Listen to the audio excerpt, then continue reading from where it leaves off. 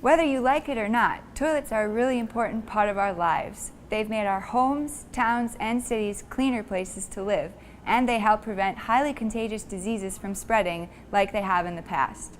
They are one of the inventions that has made our modern life possible. Although flushing toilets might seem pretty simple, a toilet is actually a machine that runs completely on the natural force of gravity.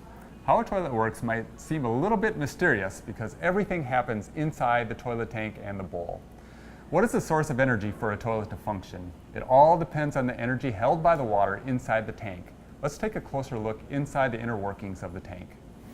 When you press down the toilet handle, it lifts up a flap in the tank. As the valve opens, the water inside the tank rushes out into the bowl.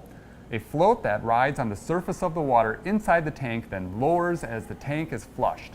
When the float drops as low as it can go, it opens up a gate inside the fill valve, which lets the water come back into the tank until the float reaches the set level and shuts off the fill valve so the toilet doesn't overflow.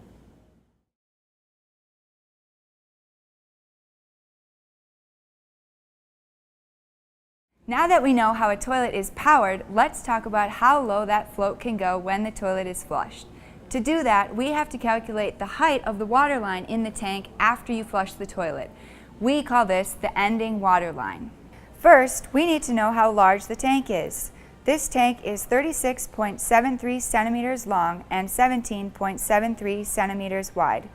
We know the upper water line in the tank before the toilet is flushed is 20.62 centimeters high.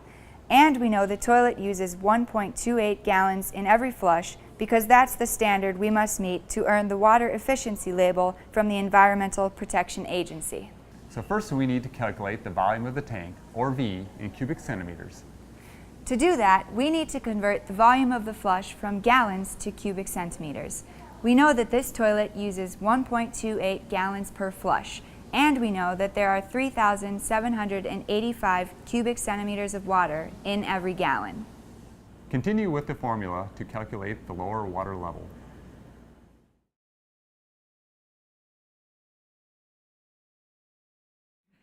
There you have it. Your answer should be 13.18 centimeters. Now we know how low that water can go in a toilet tank when it's flushed. From this, we could calculate the potential energy stored in the tank, which is the first step in understanding the kinetic energy available to flush the toilet.